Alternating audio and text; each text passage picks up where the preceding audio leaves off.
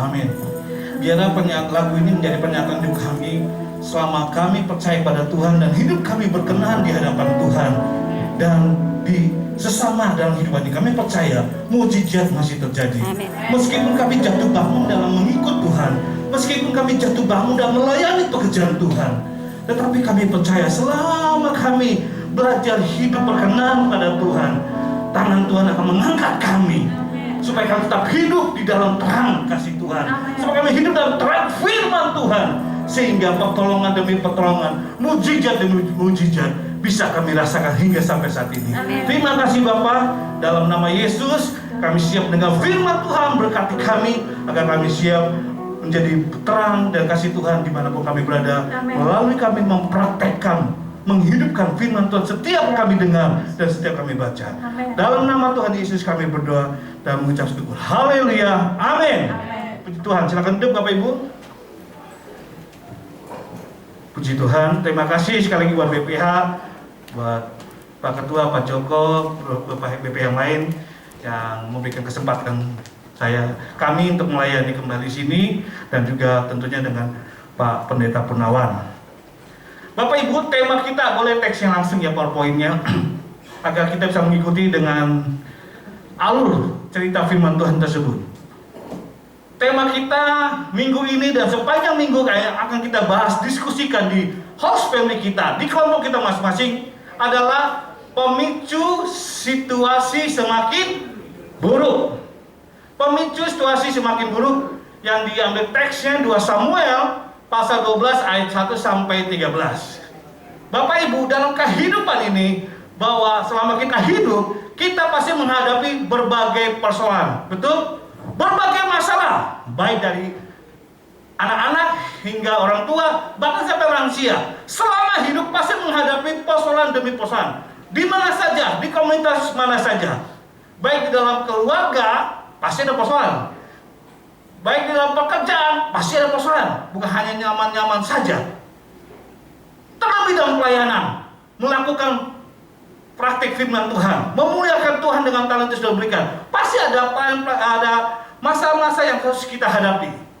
Tetapi di mana posisi kita ketika kita diperhadapkan persoalan demi persoalan? Apakah posisi kita berada di pemicu situasi semakin buruk yang dikenal dengan namanya troublemaker?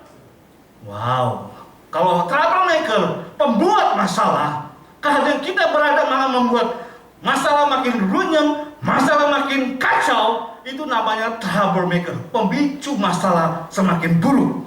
Pasti ujung-ujungnya adalah kehancuran. Tetapi sebaliknya, ketika kita berada di pemicu situasi semakin baik, yang tema kita adalah berkaitan dengan peacemaker, pembawa damai, endingnya adalah kebahagiaan. Nah, tergantung kita di mana kita berada, memposisikan karakter kita, hidup kita di tengah-tengah persoalan terjadi, baik di rumah tangga, pekerjaan, terlebih dan pelayanan yang suci di pekerjaan Tuhan. Meskipun kita sering memuji Tuhan, meskipun kita rajin membaca, kita berdoa, meskipun kita sering memuji Tuhan, tidak lupa kadang-kadang kita mau berbuat baik, mau jadi peacemaker ya, tapi malah jadi troublemaker. Karena karakter kita itu mudah terjadi, tergoyahkan. Rasul Paulus mengakui, dalam rohku aku ingin berbuat baik, tetapi kedaginganku loh, malah yang tidak baik itu yang kulakukan. Paulus, seorang penginjil terkenal, penulis buku 13 buku kitab yang ada di Perjanjian Baru, pendiri gereja-gereja yang ada di Asia, dia pun mengalami ingin selalu berbuat baik, tetapi kadang-kala kedagingan yang selalu berbuat tidak baik. Ingin menjadi peacemaker, tetapi kedagingan kejahatannya troublemaker. Harus apa kita ini? Tapi puji Tuhan, ketika kita terus bersandar pada Tuhan, terus bersandar kepada pimpinan Roh Kudus, penuh hidup kita untuk menuntun hidup kita, maka apa terjadi?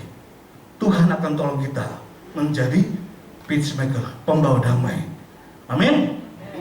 Saat ini saya tidak tahu Bapak Ibu, persoalan apa yang terjadi, rumah tangga, pekerjaan atau pelayanan di tempat ini. Di mana Bapak Ibu memposisikan hidup kita? Peacemaker atau troublemaker? Saya beritahu, coba tengok kiri kanannya. Kamu peacemaker atau troublemaker? Kalau peacemaker, angkat tangan, sarangnya. I love you. Artinya aku mau membawa damai, aku cinta. Cinta itu pasti membawa ketenangan, kenyamanan, kedamaian. Peacemaker, bukan troublemaker. Tergantung kita. Nanti itu akan didiskusi Bapak. Ini karena yang disebut Alkitab, Tuhan inginkan di dalam Alkitab. Sebagai orang percaya, marilah dimanapun kita berada, dalam situasi sesulit apapun, kita harus menjadi peacemaker, pembawa damai, untuk membuat situasi semakin baik dan bukan sebaliknya. Haleluya. Kita lihat baca ayat ya, Alkitabnya. Saya akan bacakan, itu satu pasal ya, 30 ayat.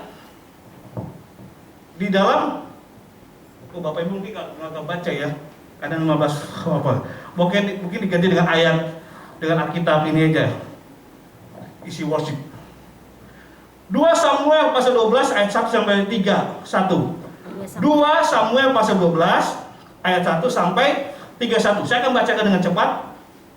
Nah, Bapak Ibu akan mengikuti di Alkitab masing-masing.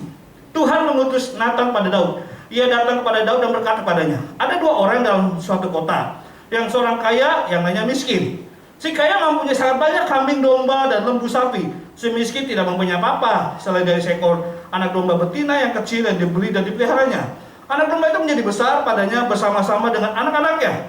Maka dari suapnya dan minum dari pialanya dan tidur di pangkuannya, seperti seorang anak perempuan baginya. Pada suatu waktu orang kaya itu mendapat tamu, dan ia merasa sayang kepada mengambil seekor dari kambing dombanya atau lembunya untuk memasak bagi pengembara yang datang padanya itu. Jadi ia mengambil anak domba betina kepunyaan si miskin itu dan memasaknya bagi orang yang datang kepadanya itu. Lalu Daud menjadi sangat marah karena orang itu. Ia berkata pada Nathan, demi Tuhan yang hidup, orang yang melakukan itu harus dihukum mati, dan anak domba betina itu harus dibayar gantinya 4 kali lipat, karena ia telah melakukan hal itu, dan karena ia tidak kenal belas kasihan. Kemudian berkatalah Nathan pada Daud, engkaulah orang itu. Beginilah firman Tuhan Allah Israel, aku yang mengurapi engkau menjadi raja atas Israel, dan aku yang melepaskan engkau dari tangan Saul selama 20 tahun. Daud dikejar-kejar Saul. Telah aku berikan isi rumah tuanmu kepadamu, ya kan? Dan istri tuanmu ke dalam pangkuanmu. Lebih dari satu nih, si Daud istrinya. Aku telah memberikan kepadamu kaum Israel dan Yehuda di era kekuasaannya banyak. Dan seandainya itu belum cukup, tentu ku tambah lagi ini kepadamu. Nah, ditambah lagi kalau belum cukup. Mengapa engkau menghina Tuhan dengan melakukan apa yang jahat di matanya? Uria, orang Het itu, kau biarkan ditewaskan dengan pedang. Istrinya kau ambil menjadi istrimu, dan dia sendiri telah kau biarkan dibunuh oleh pedang Bani Amon. Oleh sebab itu, pedang tidak akan menyingkirkan dari keturunanmu sampai selamanya. Karena engkau telah menghina aku, kata firman Tuhan, dan mengambil istri Uria, orang Het itu, untuk menjadi istrimu. Beginilah firman Tuhan, bahwa malapetaka akan kutimpakan atasmu yang datang dari kaum keluargamu sendiri. Aku akan mengambil istri-istrimu, istrinya Daud, di depan matamu dan memberikan kepada orang lain. Orang itu akan tiru dengan istri-istrimu di siang hari, sebab engkau telah melakukannya secara tersembunyi. Tetapi aku melakukan hal itu di depan Israel secara terang-terangan. Lalu berkatalah Daud kepada Nathan, aku sudah berdosa kepada Tuhan. Dan Nathan berkata pada Daud, Tuhan telah menjauhkan dosamu itu, engkau tidak akan mati. Walaupun demikian, engkau dengan perbuatan ini telah sangat menista Tuhan.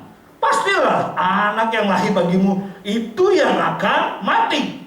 Kemudian pergilah Nathan ke rumahnya, dan Tuhan menulahi anak yang dilahirkan bekas istri Uria itu bagi Daud, sehingga sakit. Lalu Daud memohon Allah karena anak itu. Ia berpuasa dengan tekun dan apabila ia masuk ke dalam, semalam-malaman dia berbaring di tanah. Maka datanglah para tua-tua yang di rumahnya untuk meminta ia bangun dari lantai, tetapi ia tidak mau. juga tidak makan bersama-sama dengan mereka. Pada hari ke-7 matilah anak itu. Dan pegawai-pegawai Daud telah memberitahu kepadanya bahwa anak itu sudah mati, sebab mereka takut memberitahukannya kepadanya. Sebab mereka berkata, ketika anak itu masih hidup, kita telah berbicara kepadanya, tetapi kepadanya anak itu sudah mati. Jangan-jangan ia akan mencelakakan diri. Ketika Daud melihat pegawai-pegawainya berbisik-bisik, mengertilah bahwa anak itu sudah mati. Lalu Daud bertanya kepada pegawai-pegawainya, sudah matikah anak itu? Jawab mereka, sudah. Lalu Daud bangun dari lantai, ia mandi dan berurat dan bertukar pakaian. Ia masuk ke dalam rumah Tuhan dan sujud menyembah. Sesudah itu pulang ia ke rumah, dan atas permintaan dihidangkannya kepadanya roti, lalu ia makan. Berkatalah pegawai-pegawainya padanya, apakah artinya yang kau perbuat ini oleh karena anak itu masih hidup? Engkau berpuasa dan menangis. Tetapi sesudah anak itu mati, engkau bangun dan makan. Jawabnya, selagi anak itu hidup, aku berpuasa dan menangis. Karena pikirku, siapa tahu Tuhan mengasihani aku sehingga anak itu tetap hidup. Tetapi sekarang ia sudah mati. Mengapa aku harus berpuasa? Dapatkah aku mengembalikannya lagi? Aku yang akan pergi kepadanya, tetapi ia tidak akan kembali kepadaku. Kemudian Daud menghibur hati Batsheba, istrinya itu. Ia menghampiri perempuan itu dan tidur dengan dia. Dan perempuan itu melahirkan seorang anak laki-laki. Lalu Daud memberi namanya Salomo kepada anak itu. Tuhan mengasihi anak ini, dan dengan perantaraan Nabi Nathan yang menyuruh menamakan anak itu Yedijah oleh karena Tuhan. Lalu kemudian Yoab berperang melawan Rabah kota Bani Amon, dan ia merebut kota kerajaan. Lalu Yoab menyuruh orang kepada Daud dan berpesan, aku berperang melawan kota Rabah dan telah merebut kota Ai. Oleh sebab itu kumpulkanlah sisa tentara, kepunglah kota itu dan rebutlah, supaya jangan aku yang merebut kota itu dan jangan namaku yang menjadi nama kota itu. Setelah itu Daud mengumpulkan seluruh tentara. Ia berangkat ke kota Rabah dan berperang melawannya, lalu merebutnya. Ia mengambil mahkota dari kepala raja mereka. Beratnya setalenta emas, bertatakan sebuah batu permata yang mahal, dan itu dikenakan pada Daud. Juga diangkutnya banyak sekali jarahan dari kota itu. Penduduk kota itu diangkutnya dan dipaksakan bekerja dengan gergaji, penggarap besi dan kapak juga dipekerjakan mereka tempat pembuatan batu bata. Dan demikian juga diperlakukan Daud segala Bani Amon. Sesudah itu pulanglah Daud dengan seluruh tentara ke Yerusalem. Haleluya. Sekian pembacaan kita. Haleluya. Bukan berarti, tapi belum selesai firman Tuhan. Bapak Ibu, dari kisah ini kita sudah dapat belajar.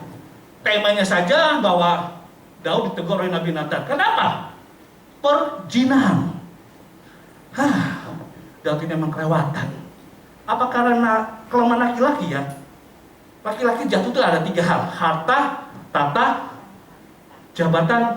Tata sama jabatan sama ya. Kuasa. Yang terakhir, ini yang paling sulit. Harta, tata, si Daud tidak tergiur.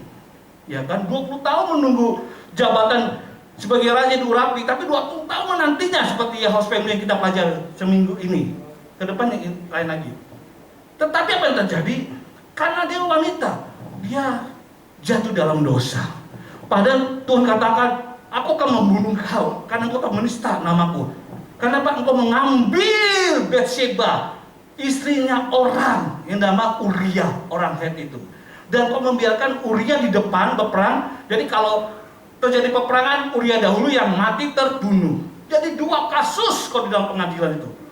Daud menjadi otak pembunuh, orang si Uria mati, dan Daud adalah orang pengambil hak istri orang, si Batsheba, dan berzina.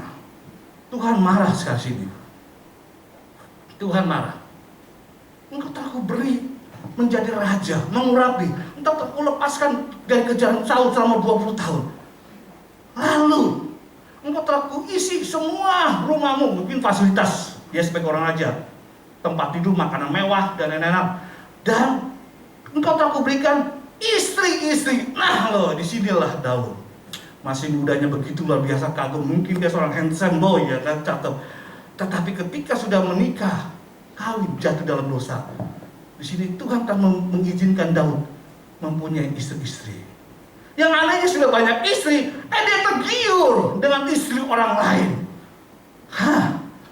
Kalau dia mau rakus dengan apa, dia bisa saja panggil Israel itu. Waktu kami ke sana, wow, kalah artis-artis Indonesia.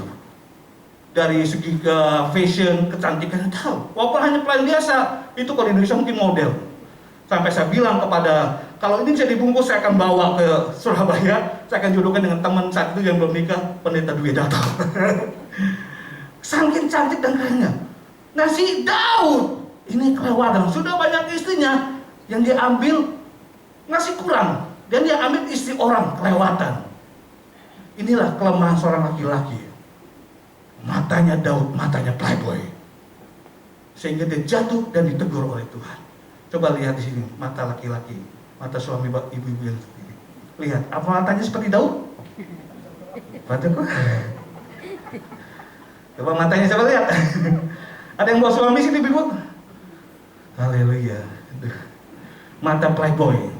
Kalau playboy masih muda nggak apa-apa ya, udah tua lagi. Udah banyak istri, masih lagi rakus terhadap wanita. Maka Tuhan, engkau telah menistakan aku. Marah sekali Tuhan. Engkau akan mati.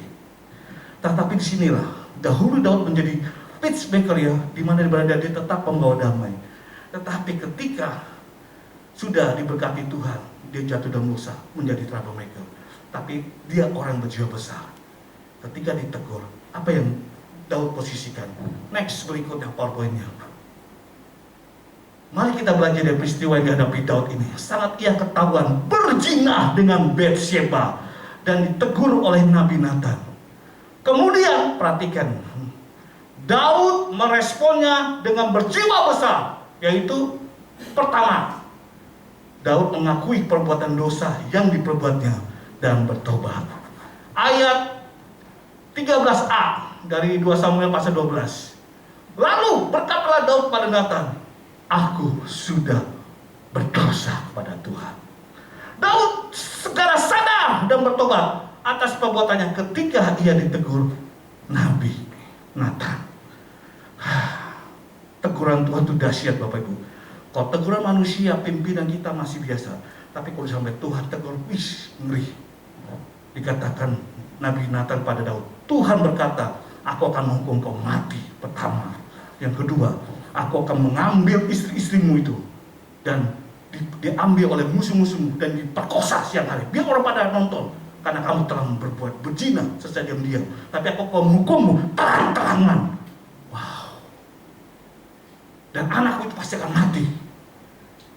Hukuman Tuhan lebih dahsyat daripada hukuman manusia. Manusia bisa menghukum manusia, masih terbatas. Tapi kalau Tuhan yang menghukum, sampai bukan hukuman mati saja, permalu sampai turunan-turunannya. Tapi di sini Daud berjiwa besar. Ketika dia ditegur oleh Nabi Nathan, ia mengakui.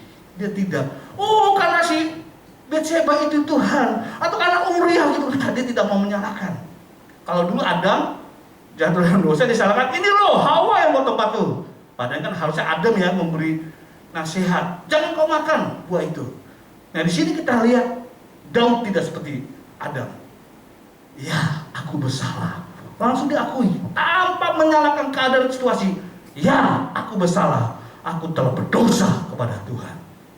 Disitulah Tuhan hantul hati. Tuhan jatuh belas kasihan. Karena Daud orang yang berjiwa besar. Dia mengakui kesalahannya. Dia mengakui dosa-dosanya. Dan langkah selanjutnya bukan hanya mengakui kesalahannya. Dia bertobat dan tidak mau lagi berzina atau menjadi otak dalam pembunuh. Sehingga karena Daud segera sadar akibat dosa mendatangkan hukuman yang tadi sudah kita baca. Dosa menghapus sukacita dari orang percaya. Tidak ada lagi sukacita. Dosa merusak persekutuan dengan Allah. Kita tidak akan bebas menyembah, menangis di hadapan Tuhan.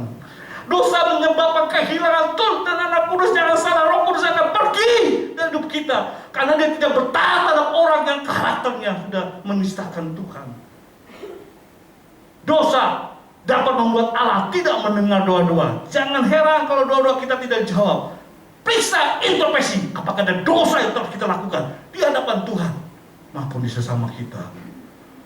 Dosa menghapus semangat orang percaya untuk menginjil, boro-boro untuk menginjil, untuk bersaksi, untuk bergereja saja. Kadang-kadang saya najis ke gereja. Ada satu saat orang bercerita pelayanan. Dulu dia seorang pelayan Tuhan, Bapak Ibu, ketua rayon, bendahara komisi, bahkan dia pernah saya anggap jadi wakil gembala di satelit. Tapi tahun-tahun ini sudah tidak pada gereja sejak pandemi. Akibat mungkin kurangnya ekonomi ya, goncangan usahanya. Dia bergaul dengan teman-teman bisnis yang baru, tapi dalam teman partner yang lama yang suka minum-minuman, yang suka merokok lagi. Sampai dia bilang ketika ditanya, Pak, ayo ke gereja lagi.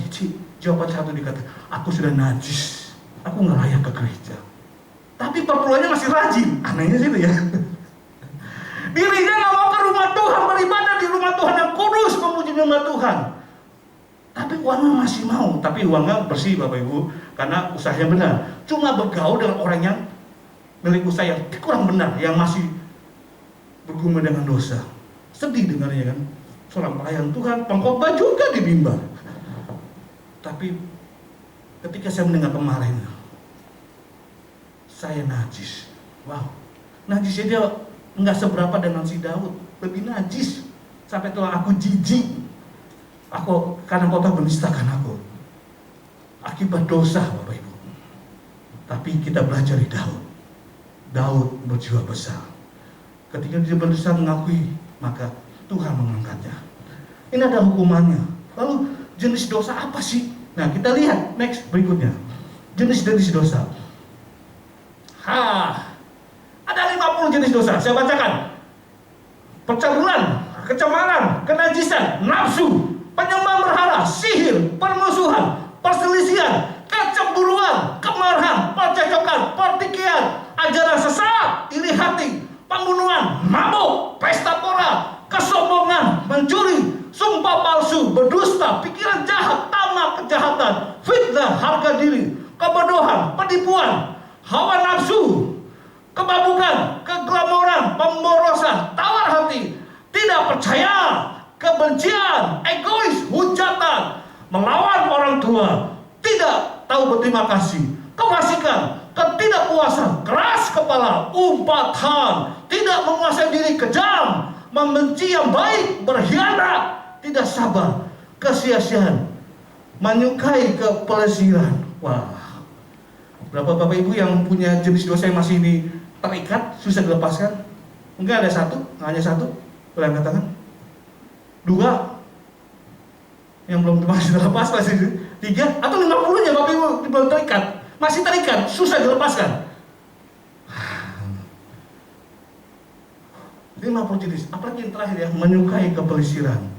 Hei, sekarang sudah ibadah dong, saya puji Tuhan, Surabaya udah level 1. Jadi kita udah bebas beribadah walaupun hanya 50%, ternyata dia lebih ya. Gak apa-apa, jaga jarak, prokes. Ayo beribadah. Nanti tunggu sudah normal, sudah tidak si corona itu udah pergi jauh-jauh. Baru saya beribadah bebas. Uang di gereja mau menyanyi susah pakai masker. Ya saya pun bergumul juga, kami para pengkhotbah bergumul pasti ya, atau WL juga pasti bergumul ya.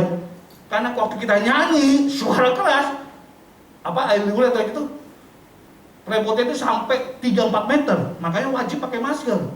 Walaupun kita sudah vaksin 2 kali, berapa antigen, tapi jangan mencobai Tuhan, amin. Selama si corona itu masih ada betah gitu, karena dia bermutasi, ya kan. Yang kedua paling ngeri Bapak Ibu yang bilang itu ya, di di handphone grupnya buburnya apa?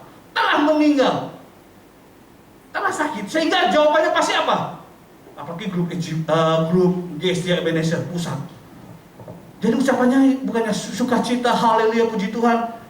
Kiranya Tuhan memulihkan, kiranya Tuhan menolong, kiranya yang berduka diberikan penghiburan.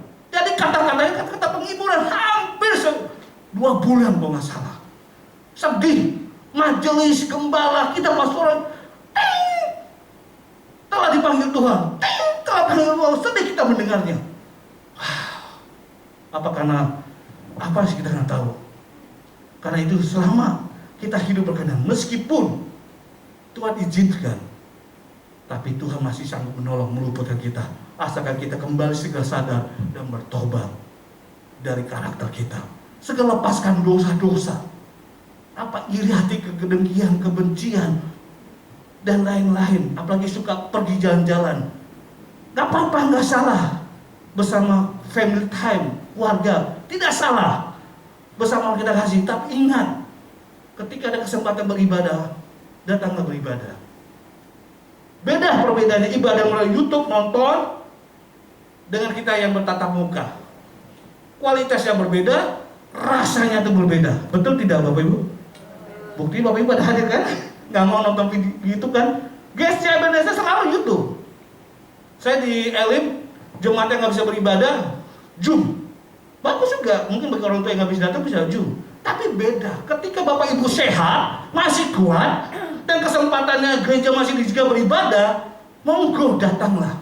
Ada lebih dahsyat kualitas ibadah dan hadirat yang kita rasakan. Amin. Kalau kita nonton di YouTube pasti sambil makan, minum, sambil kalau ibu siapin, kan anak-anak gitu kan, beda rasanya. Tapi puji Tuhan. Lalu apa berkatnya? Kalau setelah kita bertobat, sadar bahwa dosa itu sangat bahaya. Next, selanjutnya.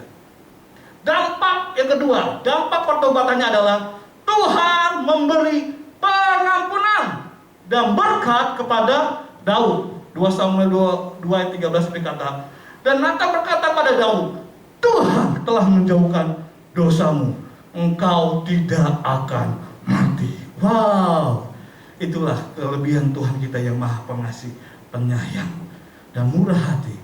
Masih memberi kesempatan kita ketika kita sadar, bertobat, dan kembali hidup berkenan pada Tuhan. Ada berkat. Yang pertama, Daud diberikan kesempatan tetap hidup. Amin. Pada tadi kalau kita baca bersama, engkau akan mati karena kau telah menista. Wow, sadis. Tapi Tuhan berbalikan ketika Daud bertobat.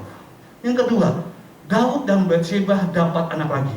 Perhatikan Bapak Ibu, yang pertama, anaknya mati kan, meskipun sakit kan, Daud berusaha. Wah, mungkin dia mau berdoa, bahkan lebih dahsyat lagi dia berpuasa, meminta pengampunan dari Tuhan supaya anak ini sembuh dan hidup. Ternyata tidak. Tetap pengampunan diberikan. Akibat dosa tetap harus diterima. Efek dosa harus kita terima.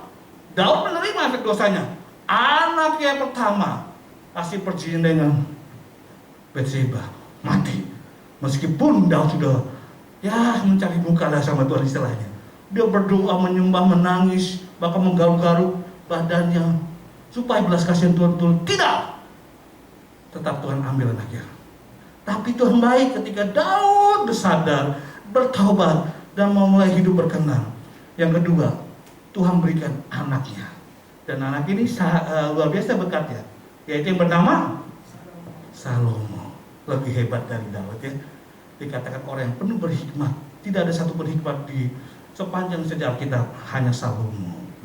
Bahkan dia mendirikan bait suci Allah di Yerusalem. Salomo, bukan Daud.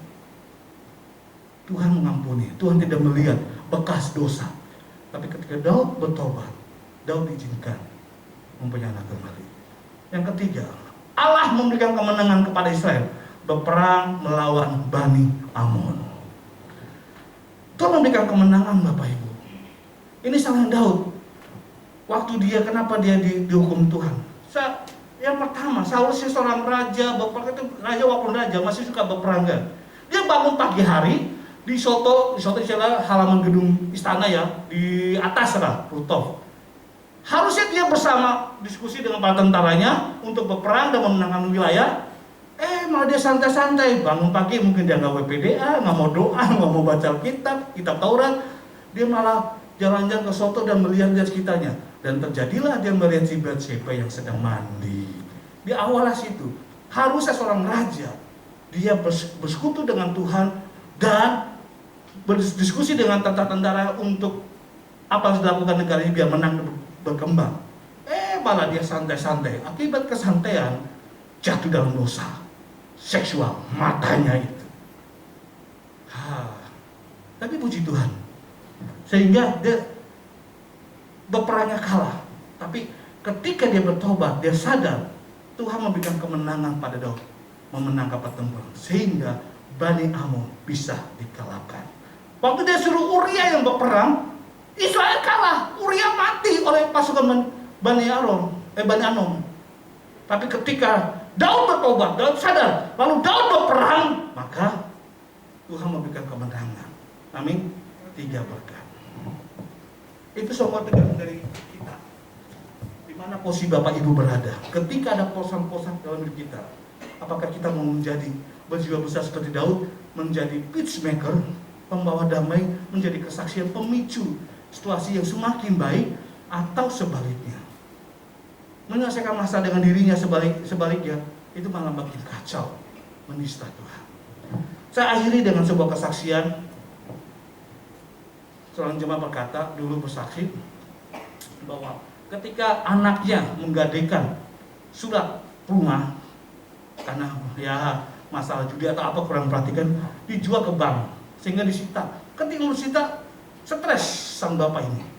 Apa yang dilakukan? Oh, dia berusaha untuk menjadi pembawa damai, menjadi pemicu situasi baik. Dia akan berusaha. Dia berpikir baik, saya akan pergi keluar kota, saya akan bekerja. Ternyata dia pergi keluar kota tanpa ada pikiran yang jelas, sehingga terluntang-lantung sampai di Jawa Tengah, di Salatiga. Kenapa kau berada di sini? Apa yang saya lakukan? Kaget dia.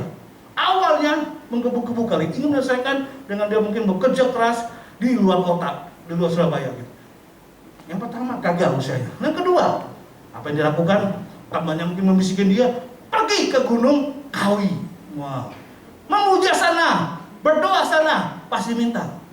Ada mbah penunggu sana yang akan menampung curhatanmu.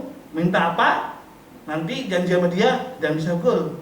Oke, janjian ketemu di sana. Ternyata sampai sana tidak ketemu. Mungkin si mbahnya sedang istirahat atau tidur atau jalan-jalan, kurang tahu. Lalu kedua pergi lagi ke Gunung Kawi dan ketemu. Lalu si mbah penunggu Gunung Kawi itu berkata, oke, kamu akan bisa dapat kaya, kamu akan dapat uang dan harta dan lain. Asal kamu melewati lorong tersebut, buka goa dan berdoa di sana. Tetapi ada syaratnya. Syaratnya adalah ketika kamu buka pintu goa tersebut, dia masuk dan melewati, pasti syaratnya ada apa yang kamu terlintas wajah. Apakah itu istrimu atau anakmu, itulah penggantinya.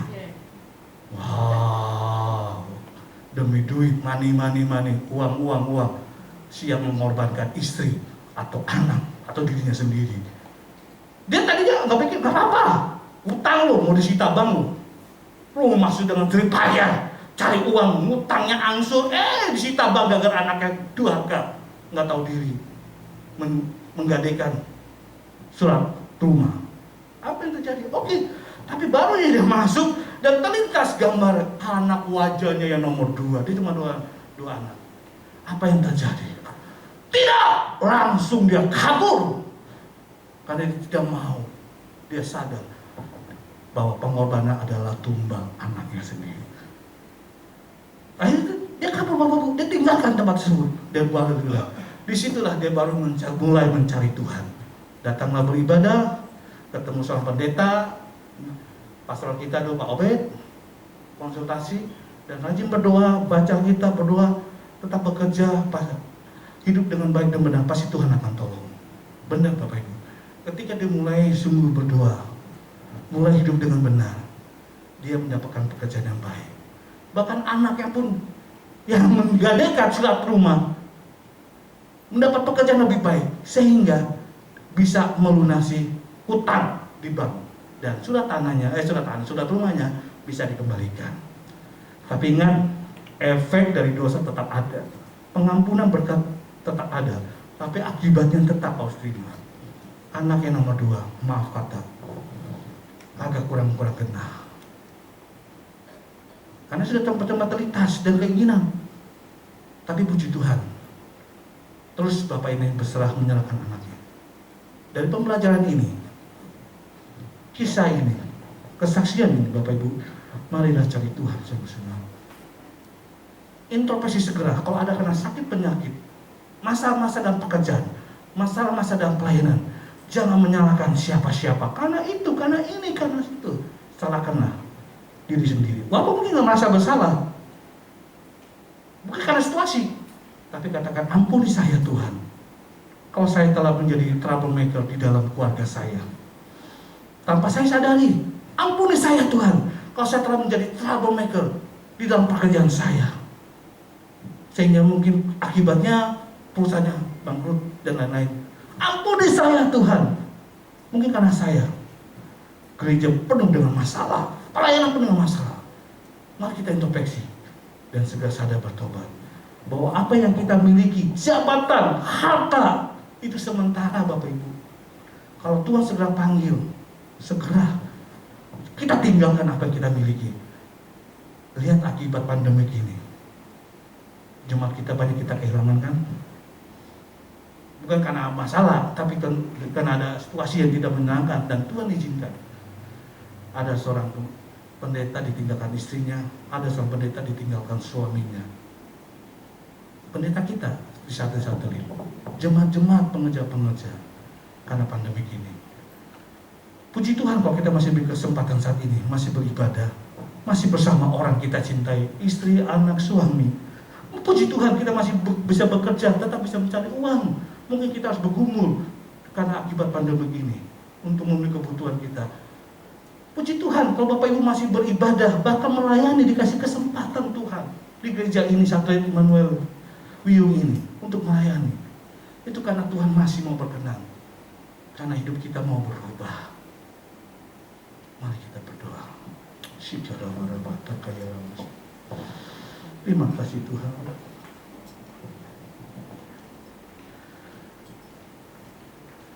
Izinkan kami Tuhan untuk terus bersyukur.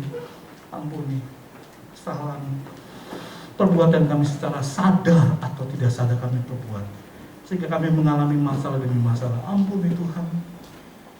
Kau keberadaan kami bukan menjadi peacemaker, pembawa damai, tetapi menjadi troublemaker, pembawa masalah makin runyam. Ampuni Tuhan. Darah Yesus, kalau kami masih terikat dosa-dosa, sucikan, kuduskan kami Tuhan, sehingga dia menghalang doa kami, sehingga itu menghalang berkat Tuhan dicurahkan. Karena kami masih terikat namanya dosa. Ada 50 jenis dosa yang tiap hari kami temui. Ampuni Tuhan.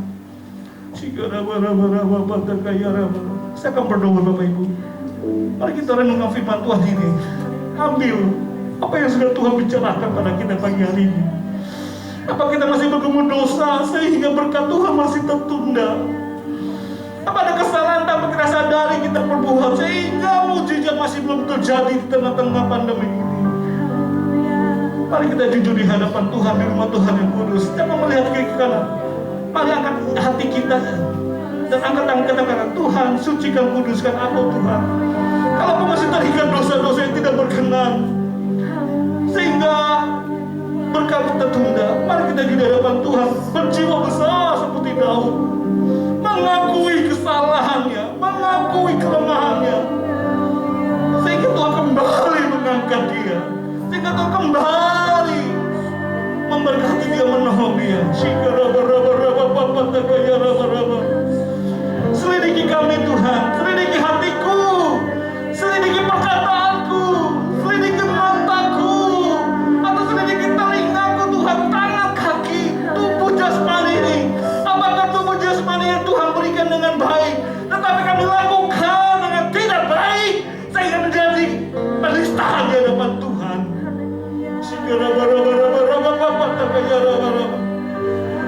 Kami berdoa mengangkat tangan di rumah kudus. Tuhan, Tuhan pulihkan, sucikan, kuduskan, kuduskan, supaya kami layak kembali menjadi anak-Mu yang berkenan. Jika ketika kami berdoa, mujizat Tuhan turun. Jika kami berseru kepada Tuhan, pertolongan tangan Tuhan ada dalam hidup kami.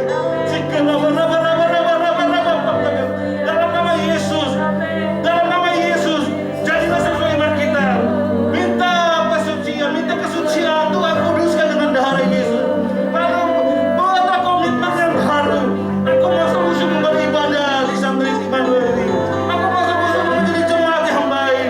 Aku masuk usul menjadi pelayan Tuhan yang baik, yang berkenan kepada Tuhan, yang berkenan kepada gereja ini. Sehingga setiap doa, sehingga ibadah kami, ibadah berkenan, dan Tuhan akan memberkatinya. Kami akan berdoa Bapak Ibu. Angkatkan tangan dan kami akan berdoa Bapak Ibu. Tuhan, dan setiap tangan-tangan terangkat, selidiklah hatiku, lihatlah hatiku Tuhan. Nanti kami hamba Tuhan berdoa Bapak Ibu yang ada di sini. Terus angkat tangan dan berkata, selidiki aku, lihat